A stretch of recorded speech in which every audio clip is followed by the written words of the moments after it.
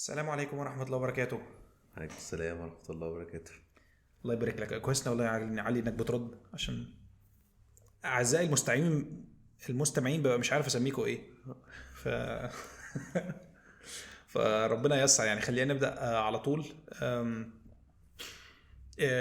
اول حلقة في الموسم كنا بنتكلم على سورة الفاتحة وربنا ييسر كده واحد بدأ يركز فيها اكتر زيادة عن اللزوم، يعني مش زيادة عن اللزوم، اكتر من الاول. قبل كده واحد كان في غفلة تماما، فبقيت احاول اركز معاها. فخلينا فعلا نفكر بعض بده، وان الحاجات اللي احنا نتكلم فيها في البودكاست او في الموسم ان احنا ناخد بيها واجبات، او ان احنا زي ما بنتكلم زي ما بنقول زي ما بنحاول ننفذ بعد كده على ارض الواقع يعني. فبذكركم وبنفسي بسورة الفاتحة، وان طبعا يعني غرضها الاخير في الاخر وبعد الدعاء والثناء على ربنا سبحانه وتعالى، وان انت بتتوسله وتذكره بحميد صفاته، بتقول له في الاخر اهدنا الصراط المستقيم، فهو الهدف الاسمى والاعلى. فانطلاقا من بودكاست اللي هو بتاعنا على السلم، اللي هو هدفه الاساسي لماذا نحن هنا، فأتى موضوع حلقة اليوم الصراط المستقيم بقى، احنا يعني برضو من كلمة الصراط المستقيم الاستقامة ده معنى كبير قوي او عظيم قوي. حتى الاستقامة جاية من الإقامة، يعني فيها إقامة، فيها عارف اللي هو طريق كده. تحس ان هو حاجة يعني خط واحد وسط حاجات كتيرة قوي مش مستقيمة. يعني لعل يعني ان ربنا يهدينا للصراط المستقيم. فاحنا بنحاول ندور مع بعض على ايه كل حاجة تقربنا من الطريق دوت، الاستقامة ديت بما فيها موضوع الحلقة النهاردة. متفق. على ذكر الموضوع ده بالتحديد، يعني في أحاديث من عن رسول الله صلى الله عليه وسلم اسمها حديث متسلسل. ففي مثلا حديث متسلسل بالابتسامة، يعني الرسول صلى الله عليه وسلم لما كان بيحكيه كان بيتبسم، وكذلك الراوي وهو بيحكيه كان بيتبسم، فده بقى متسلسل بالابتسامة. وفي أحاديث تانية متسلسلة بالضحك، ان الرسول صلى الله عليه وسلم وهو بيحكي كان بيضحك. فانت من الصح لما تيجي تروي الحديث ده تضحك. فعلى ذكر الموضوع ده، في حديث يخص الصراط المستقيم، فكان بيقول الصحابة ما معناه، يعني ان الصراط الله مستقيم او واحد، ورسم على الارض زي ما تقول كده خط مستقيم كده في الارض، ومش مش فاكر بقى للاسف نص الحديث، بس باقي الطرق متفرقة، وقعد يعمل منه كده فروع يمين وفروع شمال 45 درجات كده على خط مستقيم.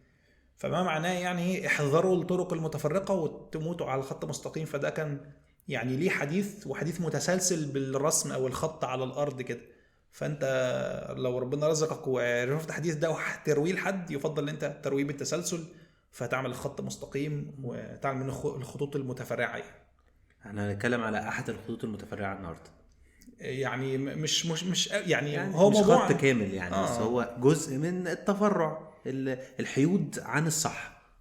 صحيح. هو الموضوع عن التنمر، وان لسانك يبقى سليط، وبذاءة اللسان والكلام ده كله. وعايزين ننزل معاكم المستويات دقيقة شوية يعني في النقاش، عشان نبقى مخلين بالنا، حتى إن كنا احنا دلوقتي في مرحلة مثلا ربنا يعافينا إذا كنا مثلا بنشتم أو بنقول ألفاظ بذيئة جدا، فلا احنا عايزين نتكلم على مستوى أعلى أو مستوى عالي من الدقة. فبالتالي كل ما هو أدنى والحاجات الواضحة معانا بطبيعة الحال يعني هديك جملة ممكن تنفع عنوان للحلقة، يعني عايزين نخرج من سلاطة اللسان إلى سلامة اللسان. حلو كده، تسلم. حلو، عايزين نسلم. لو انا حسيتها تشيزي قوي، بس يعني انا افتكرت عناوين الموسم الاول بس حاولت اجريه. تشكر عليك. تمام قوي يعني. احنا اسفين عطيه يعني. ماشي. بس انت صراحه لما قلتها تسلم، يعني حسيت ان لا، يجي منها فكره السلامه والسلم ده، حسيت ممكن يجي منها حاجه مش تقليديه يعني. لا بس انا بجد، وانا مش عارف ايه البديل بتاع تشيزي صراحه، بس لو انا لقيت قول لي. بس انا فعلا مش قصدي اللي هو المعنى التشيزي، انا قصدي فعلا سلامه اللسان. لان انا بفضل افكر ان كل عضو من اعضاء الاسلام، من اعضاء الانسان، يعني اعضاء جسم الانسان، عارف اللي هو ليه حاجه انت تستخدمه فيها يعني بشكل كويس، وليه حاجه هو يسلم فيها العضو دوت. ولما يجي عارف اللي هو في يوم القيامه يعني يبدا يغبر عن اللي هو كان بيعمله، وعارف اللي هو زي هيفتن عليك يعني، او هيقول اللي تبقى انت ضامنه يعني ساعتها. فانت اللسان واحده من الحاجات اللي هو يعني مهمه جدا، لان بيطلع منها يعني معظم ذنوبنا متعلقه باللسان. صحيح. فاحنا هناخد مش بس كل افعال اللسان، كمان احنا هناخد فعل واحد من افعال اللسان. يعني مش هناخد كل الافعال السيئه اللي هو الحيود اللي بتطلع من اللسان، هناخد فعل واحد منهم اللي هو ايه بقى، اللي هو صلاة اللسان زي ما قلنا كده، البذاءة، التنمر. ده فعل، خلينا ده اكتر من فعل، كمان فعلين يعني، التنمر والبذاءة.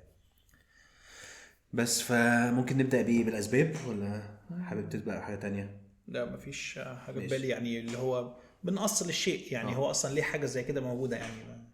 فبعض الاسباب مثلا يعني ممكن نبدا من بدايه الانسان، يعني اللي هو من ولاده الانسان، ان هو بيبدا اول حاجه كده ان هو بيسمع كلام كويس وكلام وحش، فهو بيبدا يلقط الكلام الوحش دوت، اللي هو لو اهله حواليه، لو عيلته، لو بعد كده بقى اصحاب اهله، وعلى كل الناس اللي بيشوفها ويتعرض ليها في بدايه حياته، يبدا ان هو يورث منهم او يعتاد منهم على الكلام دوت، فيه بعضه كويس وبعضه يعني بذيء. فبالتالي هو اصلا احنا بنحدد الحاجه هي بذيئه او مش بذيئه تبع ما احنا بنعتادها او ما بنعتادهاش. فهو في بعض الكلمات بتطلع من الاهل قدام الاطفال، وبعد كده بيقولوا لهم عليها عيب بس هم برضو بيقولوها، فكده في الاخر بتطلقت. صحيح. فهي يعني البيت والبيئه المحيطه يعني من اوائل الحاجات بطبيعه الحال. وفكره ان خلاص انت خرجت من البيت، شفت اصحابك، شفت المدرسه، فانت خرجت لبيئه اخرى محيطه بره البيت، وبرضه انت وحظك يعني. فانت ربنا رزقك ان انت مش معكش فلوس تعيش في منطقه كويسه، لو يعني اللي هو هنحط كده علامتين تنصيص على كلمه كويسه دي يعني. فانت محتاج يعني تشوف طريقك المستقيم وسط الالفاظ اللي بايخه اللي انت هتبقى تسمعها بشكل مستمر يعني. ومن طبيعه الحال طبعا في الناس كده بتبدا تسيء الالفاظ ولسانها يبقى سليط لمجرد بس ان انا عايز افرض سيطره يعني انا باين انا جامد. لان الناس اللي بتبقى مش خايفه ان هي تقول حاجات بذيئه بتبقى اقوياء يعني. فاحنا اطفال، لو في شخص ضعيف شويه او ممكن يكون خايف يعني يشتم حد فيضربه، بتقول حاضر يا كوكو، اللي هو لكن يعني لازم اقول لك كذا عشان لكن اللي بيشتم دوت اللي هو مش خايف ان هو عكس، هو بيشتم بيظهر قوه، فبالتالي مش خايف ان حد يجي يضربه، فهو هيضربه. لا انا هضربك، انا اقوى منك كده فانا هقول الشتايم براحتي وهشتم اللي انا عايزه وهستقوى على الناس بالشتيم. فبيبدا بقى ان الناس تشوف ان اللي بيشتم ده قوي، يعني المفاهيم بتتلخبط. صحيح. في حاجه كمان كنت عايز اقولها، اللي هي فكره يعني ان تجربه. احنا برضو احنا صغيرين يعني، احنا بنتكلم برضو فتره مدرسه وبدايه اللي هو الوقت اللي بيتعلم فيه الطفل السباب يعني، بيبقى الوقت دوت فيه الناس ده عارف الممنوع مرغوب كده، اللي هو عايز يجرب اي حاجه هو اي حاجه ماما تقول لي عليها لا اعملها يعني. فهو دايما العيب هو بالنسبه له حاجه يعني شيقه فيها نوع من انواع التجربه والتمرد، فعايز يعملها. انا اتربيت في بيت ما كانش ينفع اقفل عليا فيه باب، ما فيش حاجه اسمها قافل باب اوضتي ده يعني. فاحيانا وانا كنت بعد الحمام هو الباب الوحيد اللي ممكن اقفله فكنت بقعد اجرب ان انا اقول الكلمه الوحشه في الحمام. فاللي هو انا ايه اللي هيحصل لو قلت كذا، فاجربها على وداني كده. فاقف فتره يعني ضايعه، بس يعني على قدر ما فعلا فعل طفولي جدا. ولكن يبقى ان في ناس بتعمله، انا بقول الكلمه دي بس عشان ابان اني مختلف، عشان ابان ان انا جامد، عشان ابان ان انا جريء، عشان ابان قدام الناس اللي عايز قدامهم بظهر حلو ان انا يعني لا انا مناسب ليكم، انا شبهكم، انا زيكم، خدوني معاكم في الشله يعني. وفي ناس بقى اللي هو يعني هو خلاص مثلا في حاجه هو حاسس بضعف في اتجاهها تماما، اللي هو مثلا حد هو مش قادر حاجه نعملها اتجاهه غير ان هو يشتمه، هو مش قادر يواجهه. عجز يعني. عجز يعني ده واحد برضو ممكن تيجي من الاسباب، اللي هو ان حد يشتم، اللي هو انا مش قادر، لا قادر اواجهه ولا قادر اضربه ولا قادر فهشتمه يعني انت عارف انا في اللقطات اللي زي كده بحس جدا ان احنا يعني بصنفها دايما ضعف عقيده جدا يعني. اياك نعبد واياك نستعين يعني. يا رب انت المستعان وما بنعبدش الا انت. فاللي هو منين انت بقى عايز تظهر قوة على حد انت اصلا ضعيف وهو ضعيف، كتب ليه في الدنيا ان هو اقوى منك بذرة، بس انت في الاخر لو هتاخد جنب حد وكنف حد وتبقى في حماية حد يبقى في حماية ربنا.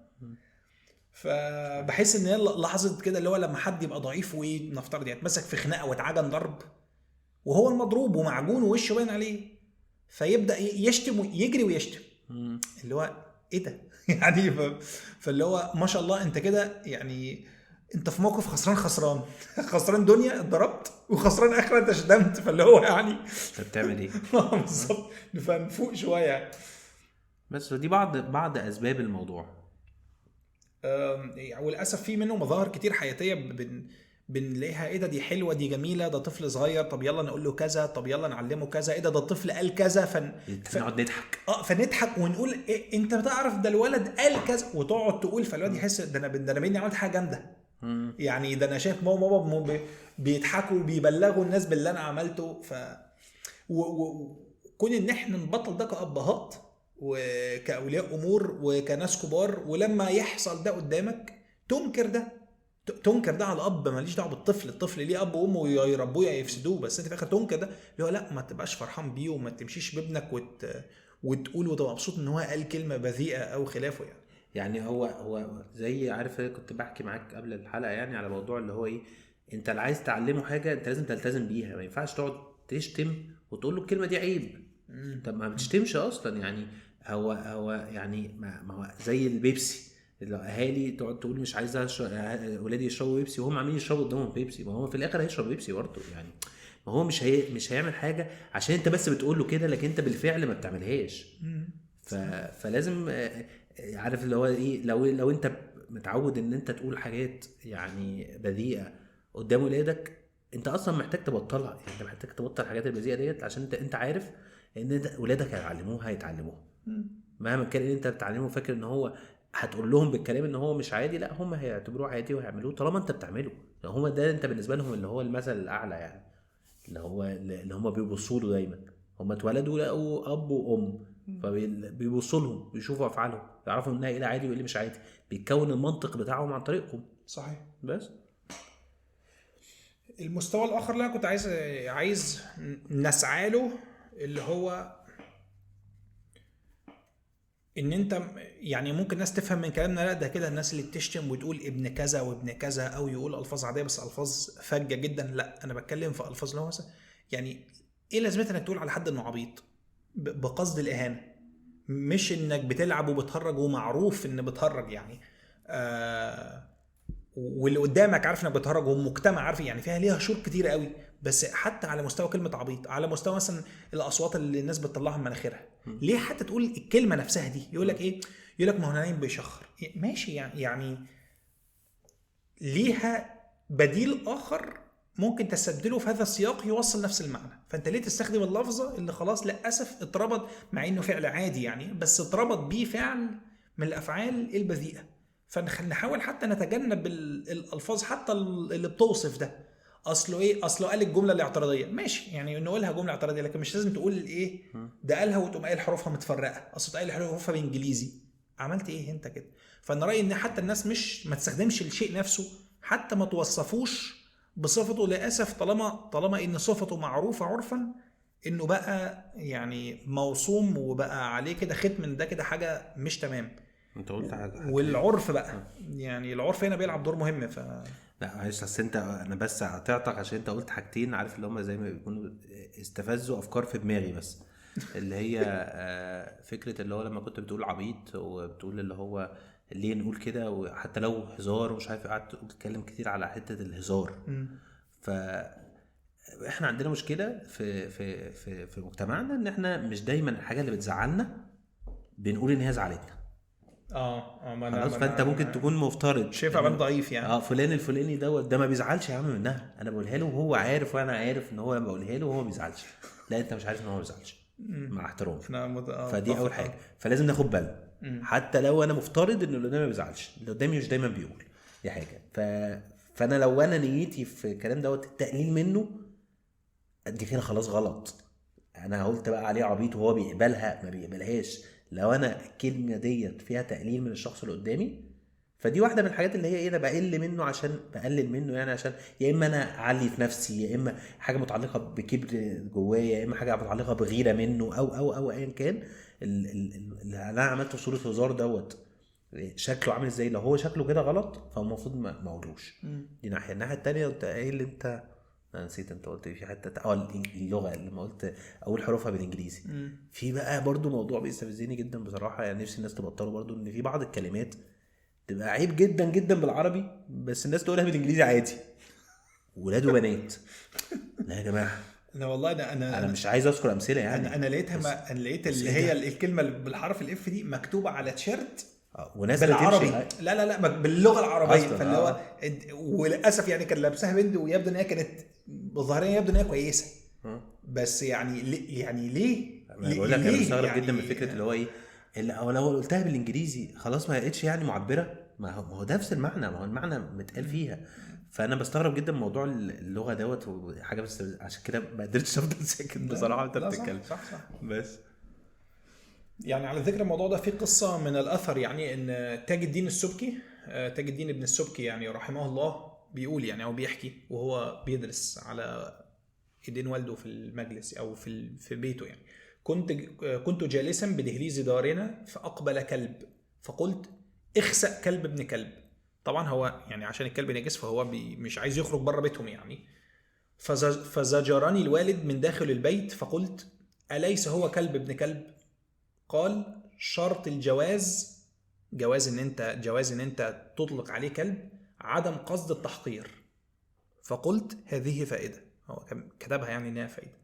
فحتى يعني الناس بتتصيد الفرص اللي زي كده، يقول لك ايه ده مش عارف ده كذا ابن كذا، ده مش إيه اصل ده حمار ابن حمار. ايوه انت بتقولها في سياق اهانه، انت مش خايف يعني ربنا يحاسبك عليها يعني في الاخر؟ يقول لك اصل هتاخد ربنا تقول له يا رب اصل يا رب حمار ابن حمار. ايوه وانت كنت في سياق بتوصف يعني ان هو ابن حمار يعني، ولا انت كنت بتهينه او كنت بتقولها بقصد الاهانه؟ يعني اتمنى الناس تخلي بالها، وتحديدا الناس الجمال اللي هو بقى دلوقتي في وسط النرفزه عشان هو راجل خطير وده محامي، فبيقوم شاتم نفسه وبيشتم نفسه وبيشتم ابوه. دي بقى دي جديده عليا والله العظيم، اللي هو انت مثلا بتفاصل معاه في حاجه ولا مش عارف ايه يا عم، اللي هو اللي متهيألي تفريعه من الكوميك بتاع انا راجل لعين يا اخي. فايه يقول لك يا عم انا راجل ابن 60 مش عارف ايه، يا عم انا راجل كذا ابن كذا، اللي هو ايه ده ايه ده حضرتك انت مدرك انك انت نفسك ووالدك وقلت لفظ بايخ يعني في النص. ويعني في حديث يعني بفتكر اول ما يحصل الموقف ده، هو الراوي عبد الله بن عمر، عبد الله بن عمرو، إن من أكبر الكبائر أن يلعن الرجل والديه. قيل يا رسول الله كيف يلعن الرجل والديه؟ طبعا الناس كانت مستغربة، ما كانوش عارفين إن إحنا هنلعنهم بجد يعني. فقال رسول الله يعني يسب الرجل أبا الرجل فيسب أباه ويسب أمه. يعني أنا بتخانق مع حد أقوم شاتم أبوه، يوم هو شاتمني أنا بأبويا وأمي، فانت كده كانك انت شنت ابوك. ومثالي ده حديث ده ذكر في المدرسه، انا فاكره في المدرسه جدا يعني. بس لا احنا اتخطينا الخطوه دي، بقينا احنا نشتم ابونا وامنا مباشره. يعني انت فكرتني لما كنت قلت الحديث دوت، ان هو لما كنت بقول لك على جمله احترم نفسك، اللي هو انا بقول للشخص احترم نفسك وانا اقصد احترمني، بس انا بقول احترم نفسك ليه؟ لان احترامه لنفسه هو ان هو يحترمني، لان هو لو ما احترمنيش في الاخر او لو ما احترمش شخص، ممكن الشخص دوت في احتمال ان هو يغلط فيه زي ما قال الرسول عليه الصلاه والسلام. فبالتالي هو من احترامه لنفسه ان هو ما يسبش حد وما يغلطش حد، ده احترامه لنفسه، هو بيعلي من قيمته هو في حاله ان هو احترم نفسه يعني. بس يعني على ذكر ده برضو سورة الهمزة، ويل لكل همزة اللمزة، فهي بنقولها دارجة كده الهمز واللمز. فحتى احنا لو هنخرج شوية من الألفاظ، من انت تقول لفظ صريح او لفظ مهين، او حتى لو لفظ حقيقي بس الكلام المستخدم فيه كلام بذيء ما تستخدموش. احنا هنا بنتكلم في مستوى الهمز واللمز، فالهمز واللمز ده بيبقى مقصود بيه قصد الإهانة من ناحية النظر، بتغمز لحد، بتشاور على حد، بتتريق على حد، واللي هي منها ستنا عائشة يعني كانت بتحكي قلت للنبي صلى الله عليه وسلم حسبك من صفية كذا وكذا، قال غير مسدد تعني قصيرة. يعني القصد ان هي ايه، وصفت ستنا صفية ان هي قصيرة وشاورت كده ايه بايديها يعني. فقال صلى الله عليه وسلم لقد قلت كلمة لو مزجت بماء البحر لمزجتها. يعني انت قلتي حاجة لو اتحطت في مية بحر يعني هتؤثر عليها يعني، اللي هو بمعنى صح كأنك مسكت انت عايز تلون البحر تخليه اغمق او تخليه احمر شويه، فانت الكلمه دي لو لونها احمر وتحط في البحر هتخليه لونه يغير او يبقى لونه احمر يعني. عشان تكمله الحديث يعني خلينا نقوله من اول. قلت للنبي صلى الله عليه وسلم حسبك من صفيه كذا وكذا، قال غير مسدد تعني قصيره. فقال لقد قلت كلمه لو مزجت بماء البحر لمزجتها. قالت وحكيت له انسانا، حكيت له انسانا يعني قلدته يعني. فقال ما احب اني حكيت انسانا وان لي كذا وكذا. يعني ما احبش ان انا اقلد حد حتى لو لي كذا وكذا، يعني حتى لو هتدوني فلوس كذا وكذا، اللي هو شيء وشويات يعني بالدارج بتاعنا يعني. فحتى احنا بنتكلم على التقليد، الوصف، المشاورة، الغمزات، الحاجات دي كلها برضو نحاول نتجنبها يعني يعني. التقليد لو انا بقلد حد بغرض ان اتريق عليه حاجه منهي عنها، الرسول عليه الصلاه والسلام نهى عنها. صحيح. عشان بس نبقى ايه الموضوع، نبقى نفكر في الامثله العمليه اللي احنا فيها ممكن نكون بنغلط من غير ما ناخد بالنا، اللي هو تعالى نقلد الفلان الفلاني، بص هو بيمشي كذا ونقلد مشيته بغرض ان احنا نقل منه او نستهزئ بيه او نسخر منه. في حاجات كتير قوي هو في يقول لك ايه احنا بنضحك، في حاجات كتير قوي يعني مبررها بنضحك أصلاً الضحك يعني. والهزار. بجد يا جماعه والله فعلا العيشه من غيرها عاديه وجميله برضه. مش لازم هي دي يكون طريقه ضحكنا، مش لازم هي دي تكون طريقه هزارنا.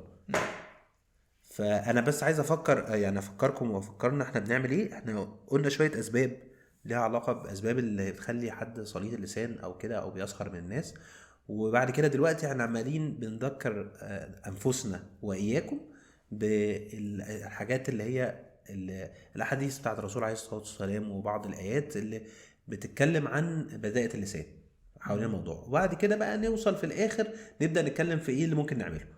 بس احنا دلوقتي في مرحله ان احنا بنذكر يعني بنذكركم ونذكر نفسنا بفظاعه بذاءة اللسان والسخريه والتنمر. صحيح. إيه لا ممكن تكمل انت. اوكي.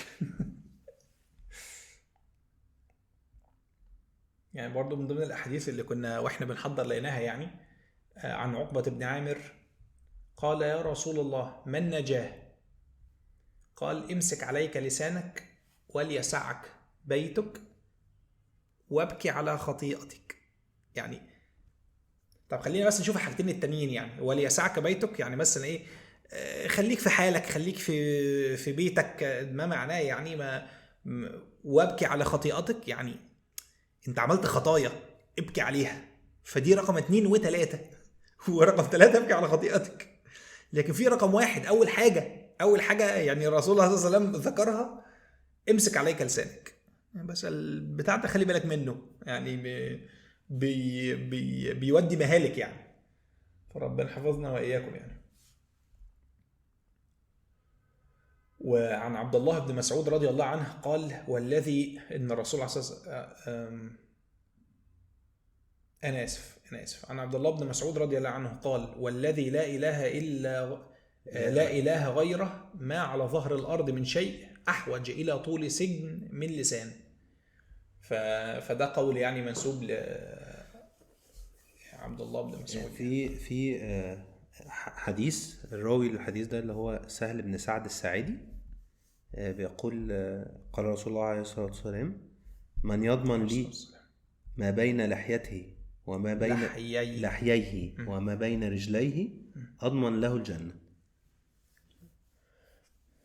يعني بين لحييه اللي هو بين فخذيه، فأنت تضمن اللي تحت تضمن اللي فوق، الرسول بيضمن لك الجنة يعني.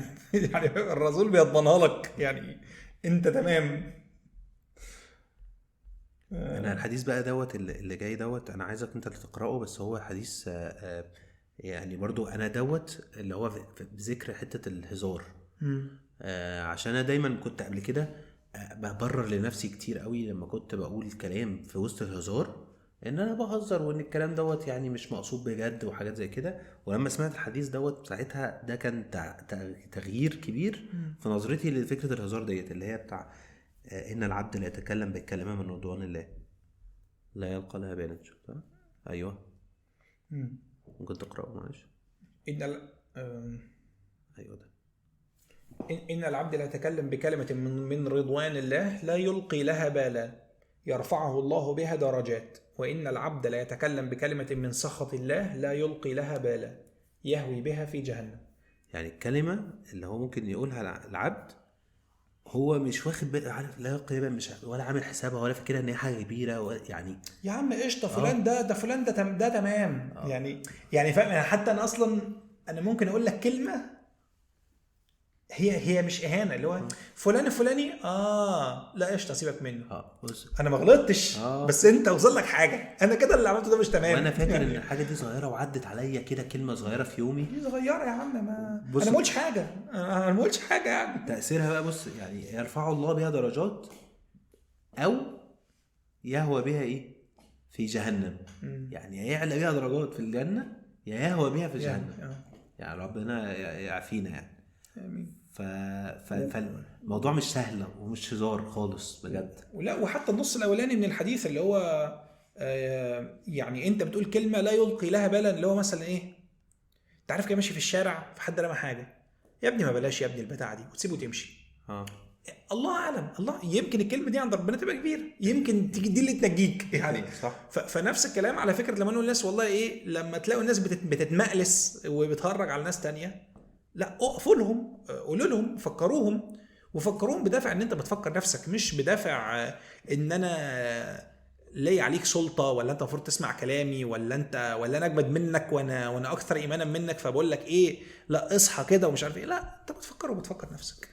فيعني لعلها تكون المنجيه فعلا يعني برضو من انواع السخريه برضو، عشان احنا ما اتكلمناش على السخريه كتير، بس من انواع السخريه اللي هو في ناس بتسخر ساعات من مثلا شكل الناس او ذكائهم، ودوت مش لازم يظهر بالكلمات. يعني ممكن يظهر في اسئله استنكاريه او في ردود استنكاريه.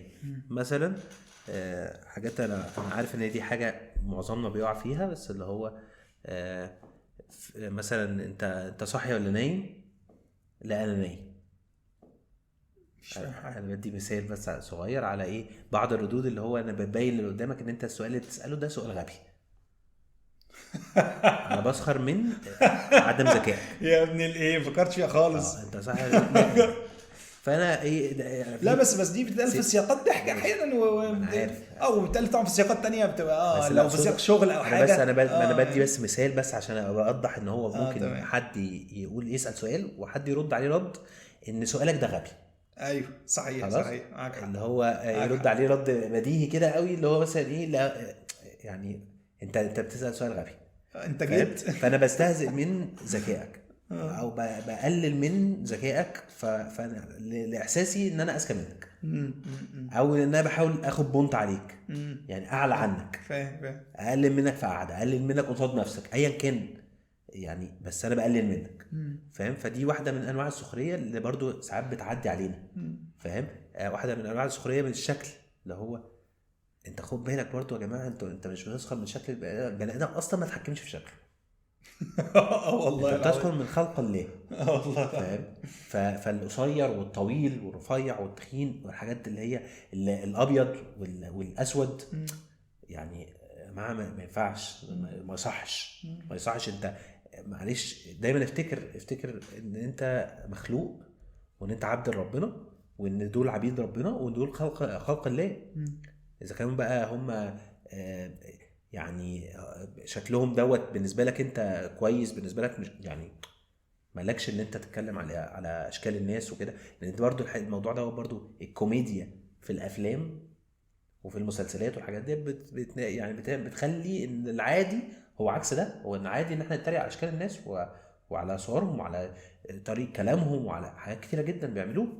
انا يعني وانا صغير كان بيحصل تنمر تجاهي في طريقه كلامي، ان انا كان بيتقال لي يعني ان ايه، ان انا باكل الكلام، انا جعان فباكل الكلام، فمش كلام.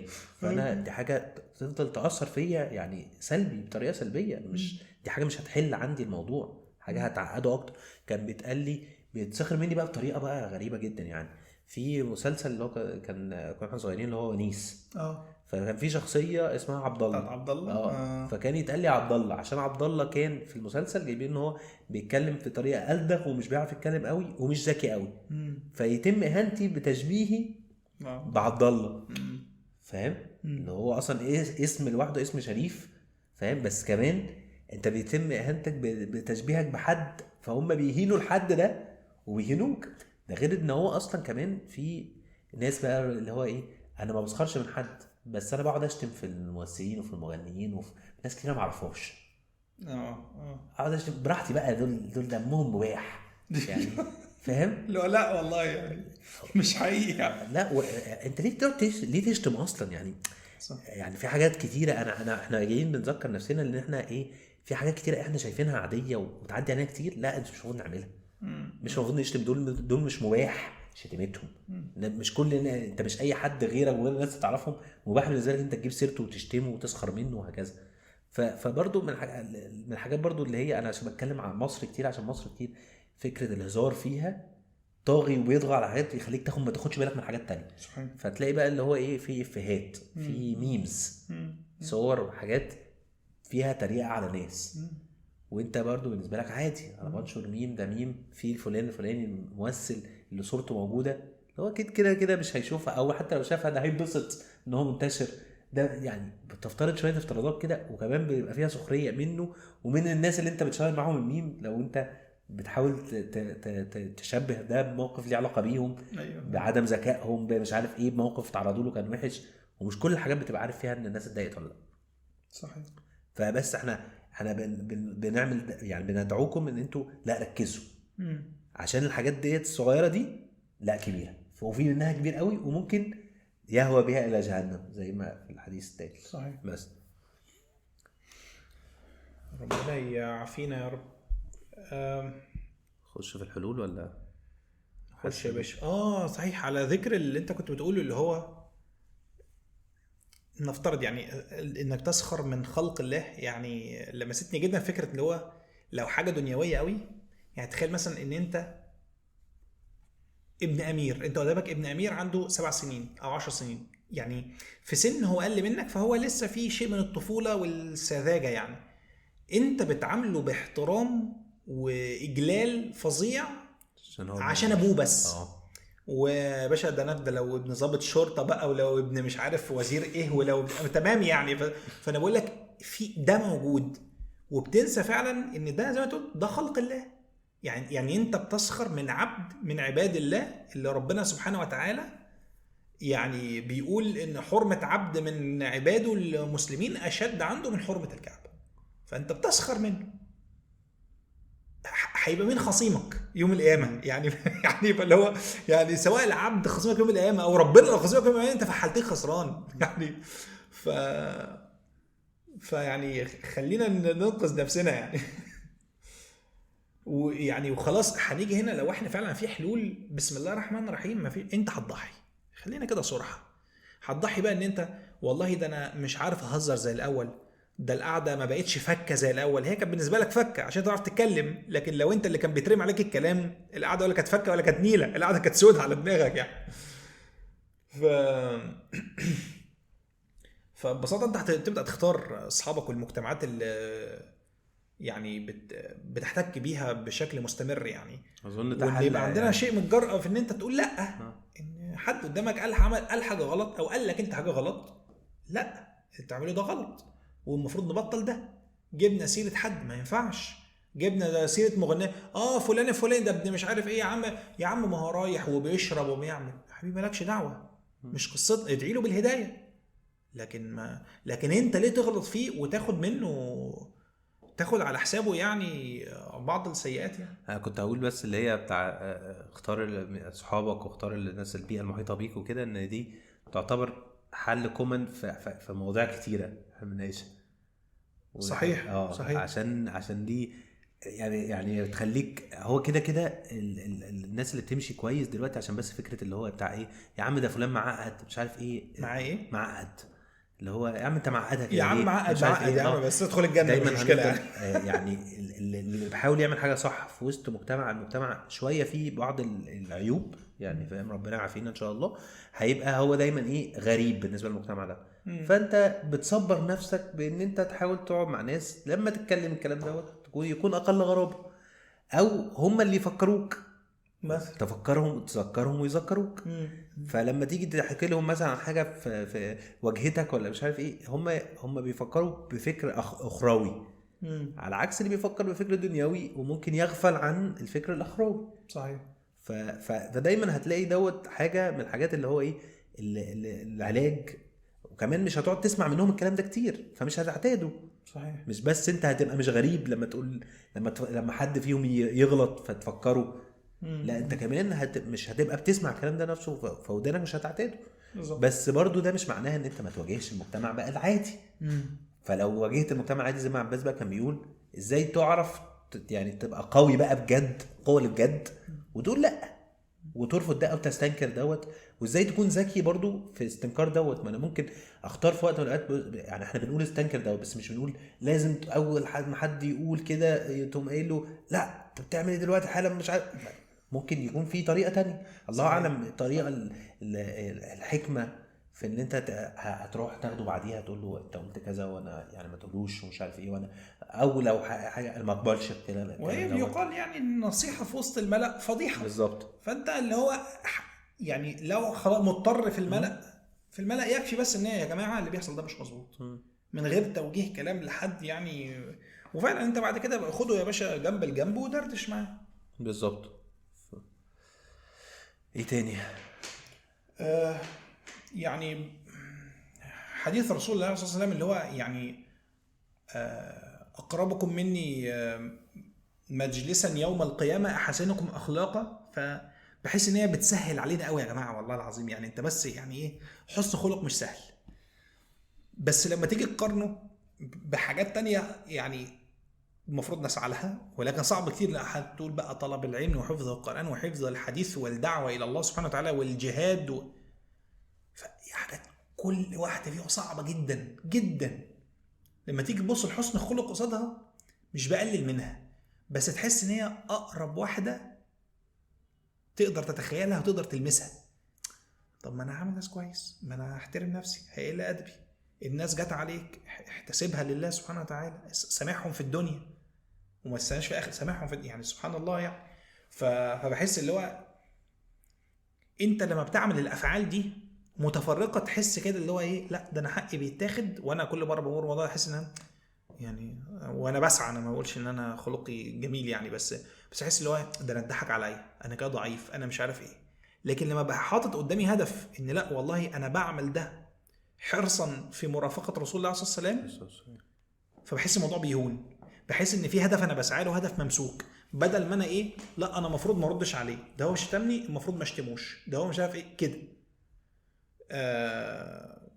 واللي انا بقوله ده لا يعني لا يدعو الناس تماما للانهزام ده حاجه تانية خالص. لا تاخد حقك وتطالب بيه وتقف في وسط اللي بيفتري عليك بس السلطه اللسان ملهاش ده العلاقه بالموضوع ده ملهاش دعوه بالموضوع ده خالص. يعني الناس فعلا محتاجه تفرق بين فكره ان انا بتخانق معاك وبشتمك. لا هو احنا جاي بنعمل حاجتين مش حاجه واحده. بس خنقت معايا هدافع عن نفسي واتخانق معاك وامسك في خناقك من غير شتيمه يعني وعشان انت المعتدي يعني. انا بس عايز اقول يعني على انعكاس انا بحاول ادور على كلمات بالعربيه مش عايز اقول ريفليكشن لا جدع حلو. حاجه كنت وقفت معاها وقفه كده في مره وانا بحاول ان انا ابدا ابطل ان انا يعني اتنرفز او ان انا اقول يعني النرفز دي تتحول لكلام بوجهه مش عايز اقول شتيمه يعني بس اللي هو الناس وانا في العربيه. فكنت بتنرفز الاول جدا وبتاع لما مثلا حد يكسر عليا كسره مثلا غلط او كده وابقى من جوايا اللي هو ايه عايز اعلي صوتي عايز ازعق وعايز اعلي صوتي وعايز اهزقه. وبعد كده فلما انا قررت اصلا ان انا اوقف خالص اي يعني بذاءه بتطلع من لساني. فالموضوع دوت عارف انت اللي هو ايه، كل مره بتعرض له بدخل في تحدي مع نفسي. فبقيت بعمل حاجه كده اللي هو ان انا بعمل ايه، بقول في كل مره بيحصل لي فيها اللي هو الحاله بتاعت اللي هو ان انا اكون قربت ان انا عارف اللي هو يقول لك فلان طلعه عن شعوره، ان انا اطلع عن شعوري فيتملك مني مين؟ الشيطان. يتملك مني الشيطان وانسى خالص ربنا في اللحظات ديت، والشيطان يتملك مني ويقعد يديني احساس اللي هو انت ضعيف زي ما انت قلت بقى، وانت منهزم، وانت لازم تاخد حقك، ولازم تشتمه، ولازم تعلي صوتك ومديله بناه في وشه. فاهم بالظبط. فبقيت بعمل ايه، بقول لنفسي اللي هو انا في اللحظه ديت لو عرفت ان انا كده كاني يعني تخيل معايا ان انا كاني بوقف اللحظه ديت، وبعد كده بخرج من نفسي وبرجع كاني انا يعني بعد كده في الاخره، وبشوف نفسي في اللحظه ديت ايه اللي هتمنى ان انا افعله في اللحظه ديت. ده شيء صعب جدا ان اعمله في ساعتها. انت بتعمل كل ده؟ وانا بعمله بعد ما الموقف يعدي برجع تاني راجع نفسي وبقول كده، عشان كل مره افكر في الفكره ديت. انا لو وقفت في اللحظه ديت، اللحظه اللي ابويا زعق لي فيها وانا بعد كده زعقت صوتي عالي، اللحظه اللي انا مش عارف اللي انا في فلان كسر عليا او خبط لي العربيه وانا بعد كده قلت له الكلمه الفلانيه، اللحظه ديت انا لو وقفت فيها وانا شايف نفسي ايه اللي هتمنى ان اعمله؟ هفكر في حاجه غير ربنا؟ لا طبعا خالص. هفكر في حاجه غير اخرتي؟ لا خالص. لا. فبالتالي هشوف بقى ايه، هشوف ان دي فرصه ان انا اصبر على الموضوع دوت، وفرصه ان انا ما اعملش كده، وان انا عارف زي ايه، اتطبع بطبع مش فيا، اقول اعمل حاجه مش موجوده جوايا واجاهد نفسي فيها عشان اخد الجايزه اللي في الاخره، ما اخدش الحاجه اللي هي العاجله الدنيا. ما اخدش ان انا ايه والله شكلي بقى حلو، والله انا الراجل ده اللي ما اعرفوش ده اثبت له ان هو قوي، اللي ما اعرفوش بالمناسبه لا انا علمت عليه إيه؟ ملهاش لازمه، كل الحاجات دي ملهاش لازمه. صحيح. ده العكس، ابص الراجل دوت ان انا الراجل ده لو قدرت ان انا ما اكونش سبب في ان هو يغلط اكتر، فانا كده يعني ابص له بعين الرحمه وبعين الشفقه، ان انا اصلا زعلان ان هو بيغضب ربنا. صحيح. فاهم؟ فابدا يعني نظرتي تتغير في كل مره، اراجع نفسي نظرتي تتغير في المره اللي بعدها الاقي الموضوع اخف شويه عليا. فاهم قصدي؟ برضه كنت بدور على مخرج للحاجات دي في لحظه النفس دي، فبدات ادعي لهم يعني، فاهم اللي هو بس الصراحه اللي هو بدعي له بحرقه قوي يعني، لو اتكسر يعني يا عم الله يسامحك، يا عم الله يسامحك. اخاف تحسب عليا شتيمه ولا حاجه بالاسلوب اللي بقوله ده، بس اللي هو يا عم في حد الله يسامحك يا عم الله يسامحك. وفعلا ببقى محروق عليه. وحد اللي جاب يحكي لي يعني ان كان في طفل صغير بيحاول يعلموه يقول الحمد لله يعني، فهو اتخبط في حاجه فهو وجعاني لا حبيبي قول الحمد لله الحمد لله انا بزعيق كده. هو بالمناسبه انا عاده لما يكون حاجه يعني مضايقاني فبستغفر خلاص، فتحول الحته اللي انت لسه قايلها ديت ان هو ايه، اهلي بقوا عارفين ان انا لما اقول استغفر الله العظيم ان انا كده بمسك نفسي، فبقى يعني بعض الاوقات يبقوا هم ايه اللي هو متضايقين لو مديني قلمين احسن استغفر ربنا ومديني قلمين. فانا يعني برضو ايه طالما هم خدوها بدأوا ياخدوها كده، فانا خلاص يعني احاول اخليها في نفسي اشوف يعني طريقه ثانيه بالظبط. يعني فاهم اللي هو كأن عارف انت اللي هو الحد اللي قاعد حسبي الله ولا لا مش عايزين نبقى كده، مش هينفع بالذات مع اهلنا يعني. بس واتمنى الناس ما يبقاش بالنسبه لها مخرج انه يشتم في حد في سره، او انه يقول الشتيمه في سره، او يقول ان ده موقف ابن ويقول ده في سره ويقول ايه انا كده مش هتحاسب عليها. يعني انا مش هقول لك انك هتحاسب عليها لان بنسبه كبيره ربنا باذن الله عفو كريم ومش هيحاسبك عليها، ولكن دي بتبقى اول خطوه ان انت بعد كده بتعتادها وبتعتاد ذكرها في سرك، وبعد ما تعتاد ذكرها في سرك هيعتاد بعد كده الخطوه اللي بعدها، وده للاسف خطوات يعني ربنا سامحني انا اوريدي مشيت فيها، يعني انك بتقولها في سرك ولكن شفافك بتتحرك على الشتيمه، بس هي ما نطقتش، هي تتحرك بالشتيمه اللي اتقالت في ذهنك يعني، وبعد كده خلاص انت بتبقى دخلت كده طريق شتيمه يعني، انت خلاص بعد ما شفتك بتبقى تتحرك على الافعال دي والمواقف دي، المره الجايه انت هتقوم شاتم من غير ما تقصد، والمره اللي بعدها هتشتم من غير ما تقصد، وفي حد كبير قاعد جنبك او والدك او حد بتقدره او زوجتك او ايا كان يعني. ف بفكركم افكر نفسي ان حتى الخطوات دي ما بلاش تمشوا فيها يعني. طيب خلينا لو هنركز في واجبات نعملها الاسبوع ده احنا وانتم يعني. لو حصل حاجه زي كده انت هتنكر على اللي بيعمل ده، ونحاول يعني نقف قصاده ونذكره بطريقه ما تخليهوش يتنرفز فيزود الفعل الوحش اللي بيعمله ده. فنفكره كده باللين وبالرفق يعني.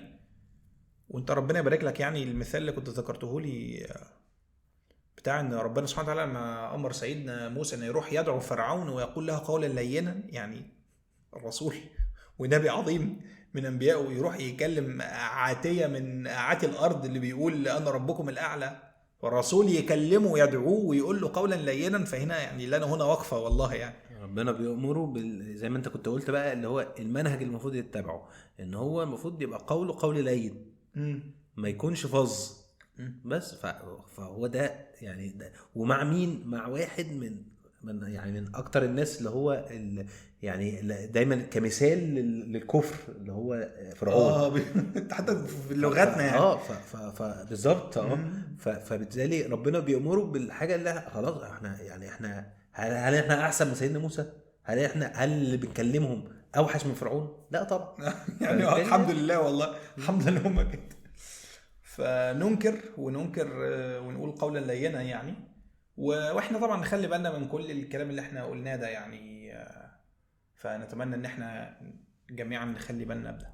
يعني نحاول نبدل لو احنا في كلمات يعني بنقولها وحشة بالفعل في وصف بعض الحاجات، نبدلها او نلغيها خالص. يعني اذا كان بقى اعتراضات، اذا كان مش عارف في الحاجات ليها علاقة بال اللي هو التهويل من حاجة، مش عارف برضو احنا ليه كمصريين دايما بنحاول دايما نهول من الحاجات. يعني ما عندناش حاجة ده جميل، عندنا لازم ده جميل جدا جدا، ده رهيب يعني. عندنا دايما فكرة اللي هو التهويل ديت كبيرة قوي، مش عارف ليه عندنا بجد. بص انا حتى بقول كبيرة قوي، ما قلتش كبيرة. ايوه لا كبيرة قوي، فاهم يعني. بص انا دلوقتي وانا بوصف التهويل يعني عشان انا مصري برضو بهول يعني. مش عارف ليه احنا عندنا الحاجات دي، بس يعني خير. ونختم بحديث طويل عن معاذ بن جبل رضي الله عنه. كنت مع النبي صلى الله عليه وسلم في سفر، فهم كانوا مسافرين، فأصبحت يوما قريبا منه. طبعا انت لو ماشي او مسافر في جيش او في قافلة فانت مش كل مرة هتبقى جنب النبي.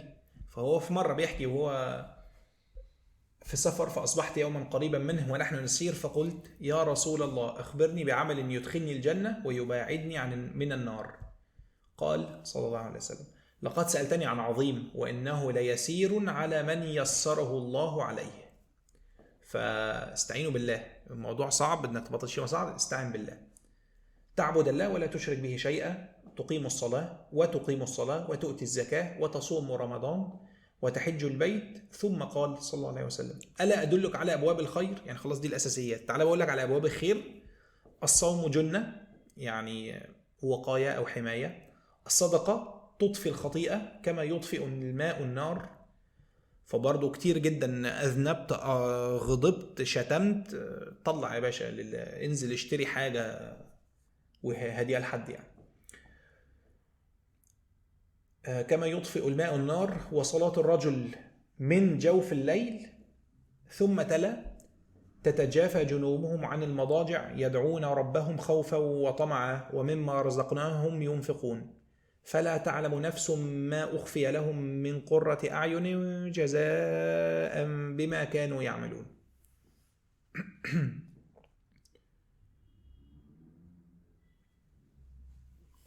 حتى ثم قال: ألا أخبرك برأس الأمر كله وعموده؟